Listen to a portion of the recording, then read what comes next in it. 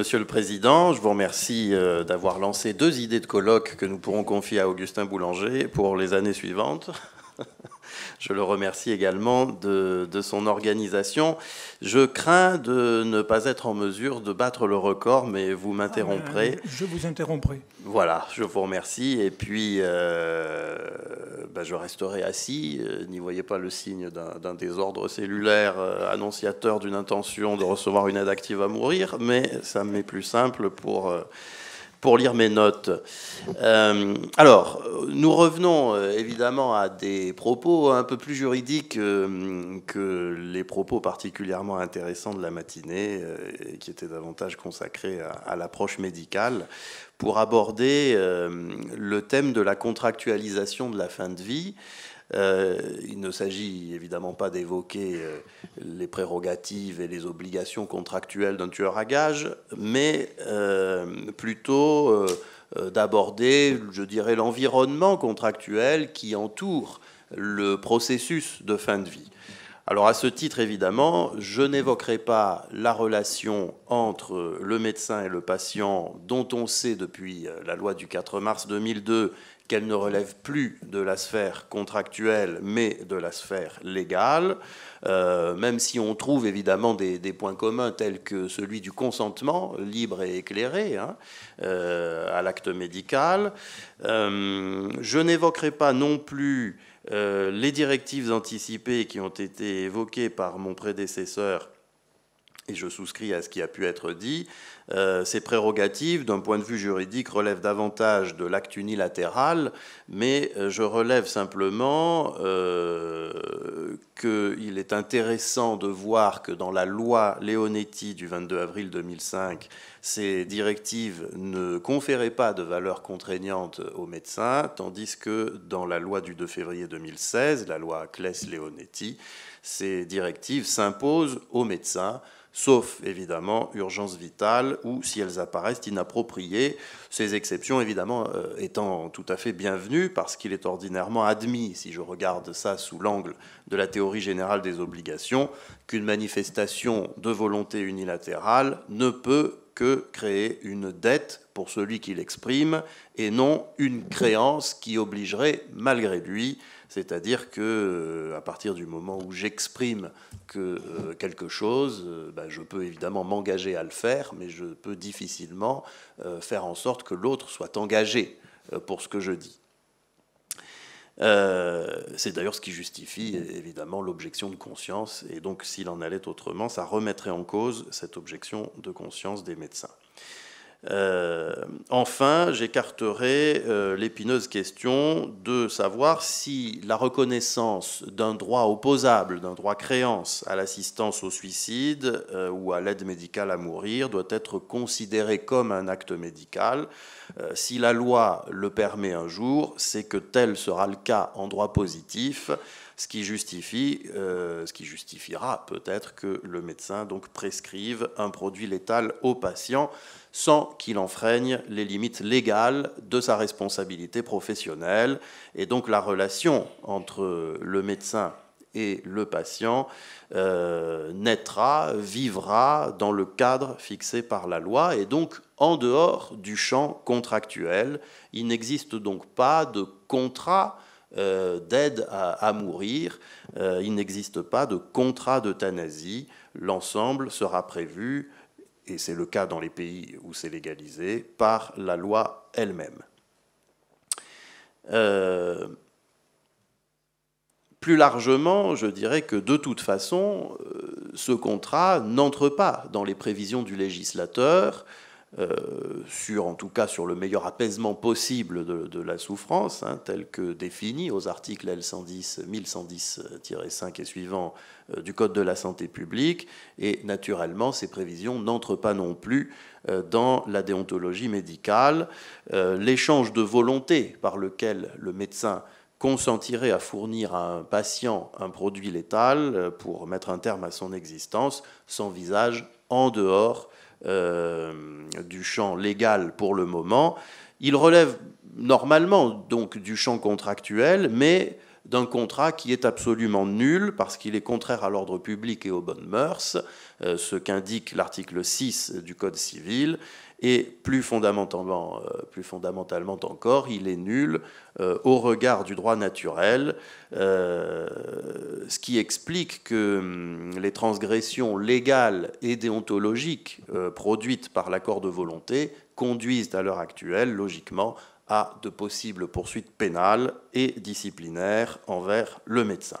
C'est dire qu'avec ou sans loi, l'acte par lequel un médecin consent à la fin de vie de l'un de ses patients, qu'il s'agisse donc d'une aide active à mourir ou d'une assistance au suicide, ne rentre pas donc dans le champ, vous l'avez compris, des contrats valables. C'est au mieux un contrat tordu qui n'a pas vocation à produire des faits de droit, puisque la vie humaine n'est pas dans le commerce juridique. Alors s'intéresser à la contractualisation de la fin de vie revient uniquement, dans ces conditions, à étudier la situation du cocontractant mourant. Et l'on observe que s'il n'existe pas donc de contrat de fin de vie, il existe des contrats préparatoires à la fin de vie, ce que j'aborderai dans un premier temps, et des contrats sur lesquels la fin de vie produit des effets, ce que nous aborderons dans un deuxième temps. Évidemment, légaliser l'assistance au suicide ou l'aide active à mourir aura des conséquences sur ces contrats-là. En ce qui concerne d'abord les contrats préparatoires à la fin de vie, on sait que ces contrats peuvent... Enfin, il y a toujours eu des dispositions qui portaient dans le droit sur la fin de vie. Les dispositions testamentaires, par exemple, qui ne sont pas à proprement parler contractuelles. On peut, dans divers contrats, anticiper la fin de vie. On peut anticiper sa mort dans un contrat de société si l'on est un dirigeant. On peut anticiper sa mort lorsque l'on est mandant ou mandataire dans un contrat de mandat. Bon, donc ça, ce sont des choses assez connues. On peut instaurer des limites d'âge, des conditions de santé. Bon. Donc l'anticipation contractuelle de la fin de vie a toujours été possible, mais il s'agit essentiellement d'une anticipation patrimoniale. La forme la plus aboutie dans notre droit de cette anticipation est sans doute celle du mandat à effet posthume, qui est organisé par les articles 812 et suivants du Code civil, en vertu duquel, je cite, « toute personne peut donner à une ou plusieurs autres personnes physiques ou morales mandat d'administrer ou de gérer, sous réserve des pouvoirs confiés à l'exécuteur testamentaire, tout ou partie de sa succession pour le compte et dans l'intérêt d'un ou de plusieurs héritiers identifiés ». Mais ce contrat, vous le voyez, est d'un objet et d'une durée limitée. Il reste rare. Il doit être justifié, nous dit la loi, par un intérêt sérieux et légitime au regard de la personne de l'héritier ou du patrimoine successoral, cet intérêt devant être précisément motivé. À cet égard, donc le droit français prévoit également un autre contrat qui, depuis 2007, s'intéresse plus particulièrement au sort de la personne en fin de vie à travers le contrat de mandat de protection future, et puis, alors qui pourrait évidemment être fragilisé par l'avènement d'une légalisation de l'euthanasie, et puis parallèlement, on pourrait s'intéresser aussi à une forme de contrat qui, pour l'heure, n'existe pas en France, mais qui existe dans des pays voisins qui ont légalisé l'euthanasie, qui promeut, on va dire, l'euthanasie elle-même auprès de candidats. Donc, dans un premier temps, j'aborderai quelques mots sur le mandat de protection future, puisque la fin de vie a toujours été une cause d'inquiétude pour les personnes concernées, notamment d'abord au regard de l'angoisse qu'elles peuvent éprouver, et puis aussi au regard du souci, je dirais, de transmettre son patrimoine, ou en tout cas de le préserver. Pendant longtemps, l'assurance que la volonté d'une personne serait respectée au moment de sa fin de vie reposait sur la confiance qu'elle accordait à sa famille ou à ses proches. Et comme c'est toujours le cas, le juge pouvait être garant de cette fin de vie en plaçant, en tout cas de la liberté et des conditions, des désirs de la personne, en plaçant l'intéressé sous un régime de protection tel que la sauvegarde, la curatelle, la tutelle. Bon. Cette intervention judiciaire a l'inconvénient parfois d'être tardive et aussi de résulter de la diligence plutôt du médecin que de la famille ou des proches. C'est pourquoi donc le législateur a prévu que chacun puisse mieux anticiper sa période de fin de vie en mandatant une personne chargée de protéger sa volonté et son patrimoine pour le jour où son discernement serait altéré ou pour le jour où il serait devenu impossible de s'exprimer. C'est l'objet des articles 477 et suivants du Code civil. Parmi les dispositions les plus singulières de ce régime de mandat de protection future, on note que la forme détermine le pouvoir du mandataire, puisque si l'acte est sous seing privé, le mandataire ne peut réaliser que des actes d'administration, donc de gestion courante, alors que si l'acte est notarié, le mandataire a un peu plus de pouvoir et notamment pourra parfois disposer d'une partie du patrimoine de la personne. Alors ce mandataire, évidemment, dispose à côté de ses pouvoirs patrimoniaux d'autres prérogatives, et notamment la loi lui permet de consentir à la place de l'intéressé qu'il représente à certains actes médicaux importants. C'est le cas notamment si le mandat est notarié. Évidemment, on doute qu'il aille jusqu'à décider d'une aide active à mourir pour celui qui le représente ou qu'il organise son suicide, mais on ne peut exclure l'hypothèse d'une influence que le mandant aurait sur le mandataire aurait sur le mandant pour que la fin de vie de ce dernier soit écourtée. Et de ce point de vue, c'est là que le contrat présente des fragilités ou présentera des fragilités le jour où l'euthanasie sera légalisée. La loi anticipe d'ailleurs cette hypothèse où l'auteur de directives anticipées en rédigerait les termes sous l'influence de celui qu'il a parallèlement désigné comme son mandataire.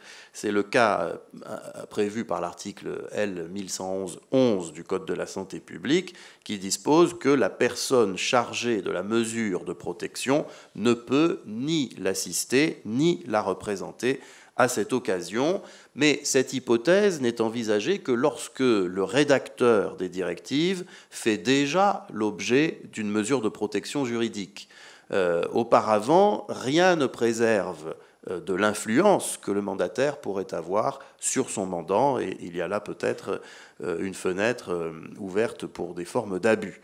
Rien ne préserve non plus un patient que celui qu'il désigne comme personne de confiance ne le presse ensuite de lui accorder un mandat de protection future, sauf à ce qu'intervienne au mandat un notaire, un avocat ou, a posteriori, un juge. Pourquoi ? Parce que la qualité de mandataire de la personne en fin de vie est parfaitement cumulable avec celle de personne de confiance. Et donc évidemment, un mandataire un peu trop possessif, porté à une interprétation extensive de la volonté de son mandant, ne pourrait-il pas dès lors être tenté de presser le corps médical, d'arrêter les traitements de son mandant ou d'approuver une décision de sédation profonde et continue ? La question est posée. La loi, évidemment, prévoit des garde-fous. Je n'ai pas le temps peut-être de les évoquer tous, mais je vous renvoie à l'article L. 1111-6 du Code de la santé publique. Enfin, se pose la question d'une divergence entre le contenu des directives anticipées et des dispositions d'un mandat de protection future, puisque lesquels fera-t-on prévaloir ? Alors on peut soit faire prévaloir l'acte authentique sur l'acte sous seing privé, ou en tout cas l'acte unilatéral.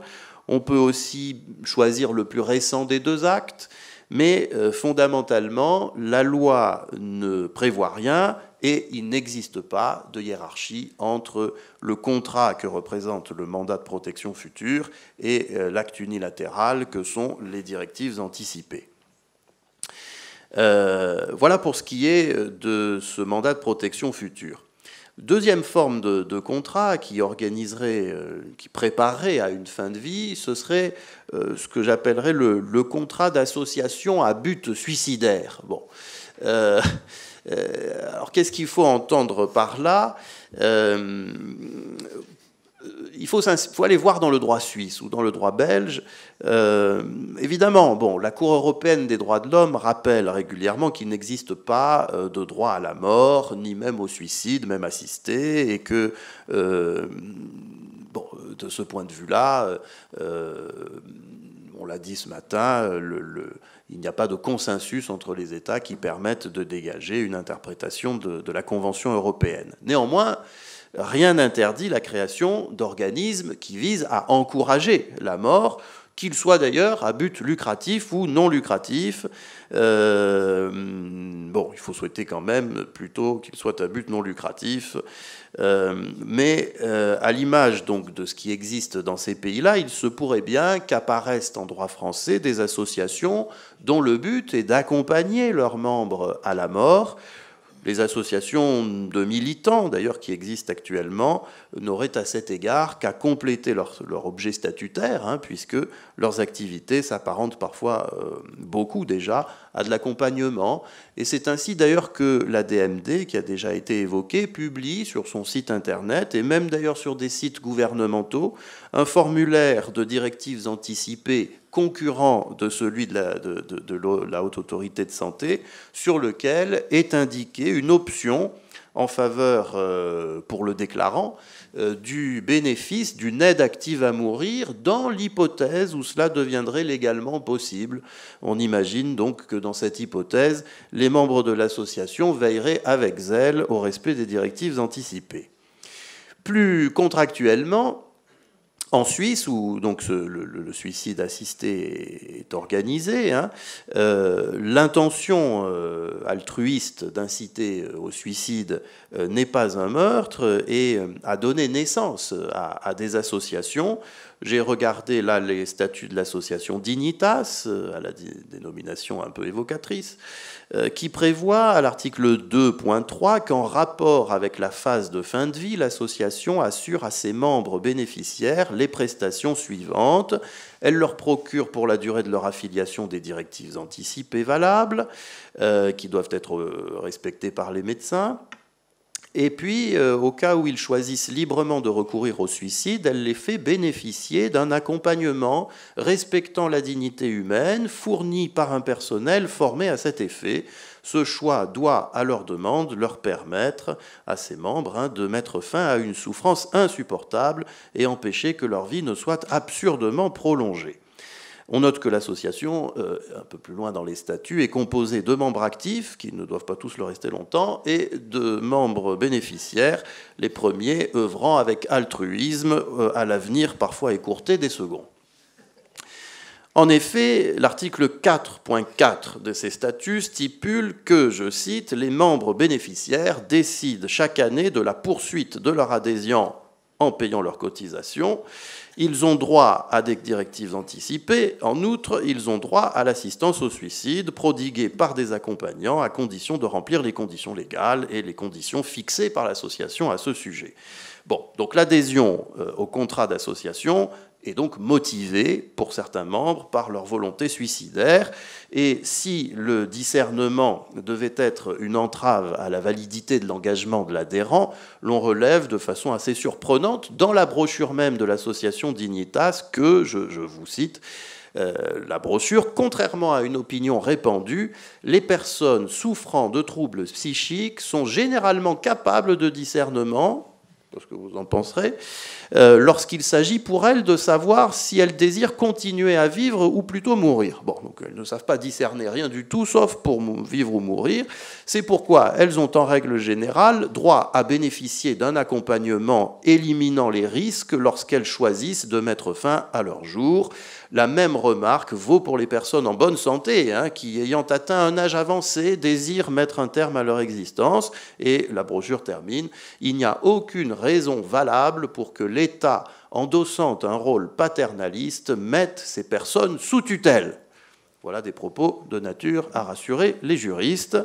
Dans ces conditions, évidemment, surgit une question.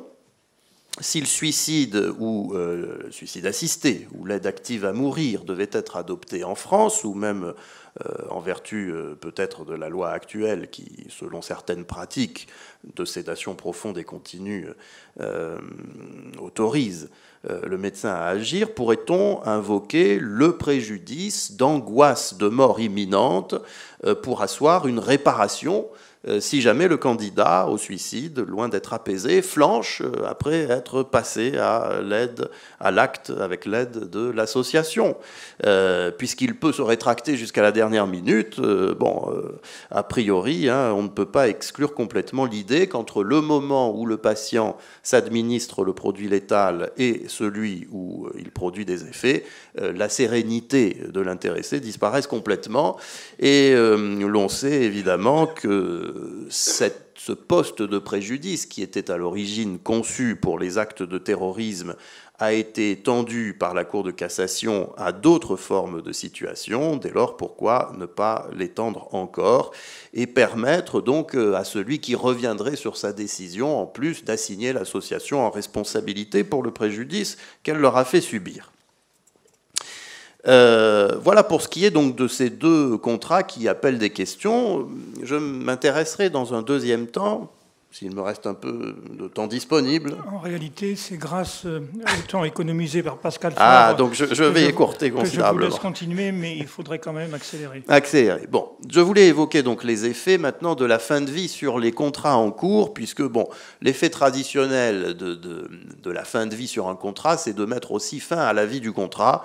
Alors je m'interrogerai très vite, je crois que ça a été évoqué hier, d'abord sur l'économie de certains contrats qui pourraient être bouleversés par la légalisation de l'euthanasie, et je m'interroge ici sur les prises de position des mutuelles.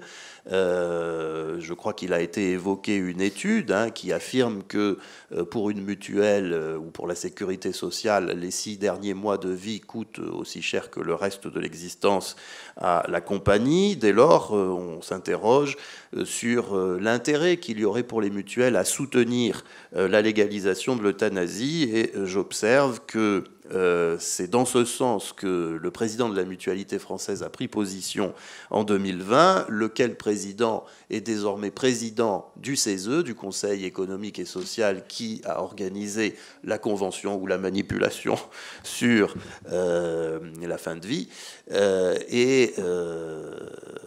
Donc on peut s'interroger ici sur les éventuels conflits d'intérêts qui pourraient exister entre le monde des mutuelles et l'intervention, disons, du législateur. Plus largement, et pour terminer, j'évoquerai d'autres problématiques bassement matérielles, si vous voulez, qui s'intéressent à l'accompagnement post-mortem du contrat, puisque de temps en temps, le contrat continue de produire des effets alors que le co-contractant est déjà mort. Ces effets, évidemment, sont un petit peu à la charge du co-contractant survivant, et donc, évidemment, ça implique un certain nombre de questions. Je reviens, par exemple, à mes associations.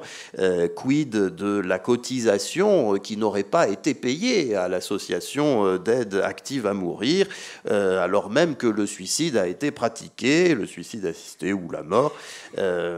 Faudrait-il que l'association fasse valoir sa créance à la succession du co-contractant, du membre désormais éliminé? Des garanties pourront-elles être prises au moment de la signature du contrat d'adhésion pour se prémunir contre le non-paiement? Qu'en sera-t-il du contrat d'obsèques qui a été organisé par avance si jamais l'intéressé renonce à son euthanasie? Est-ce qu'il faudra verser une indemnité? Est-ce qu'il y aura une clause pénale dans le contrat pour que la société de pompes funèbres soit indemnisée de l'absence d'obsèques, faute de courage peut-être pour le candidat d'avoir été jusqu'au bout de sa volonté initiale. Bon, vous le voyez bien, il n'y a plus ou il n'y aurait plus d'homogénéité entre la loi et les bonnes mœurs. Or, malheureusement, je crains que dans ces cas-là, les contrats qui ne sont pas conformes aux bonnes mœurs survivent puisqu'ils seront conformes à la loi. Et j'ai peur que ça n'ajoute rien, que ce décalage entre le droit et la justice, si vous voulez, n'ajoute rien à la dignité de la personne humaine. Je vous remercie.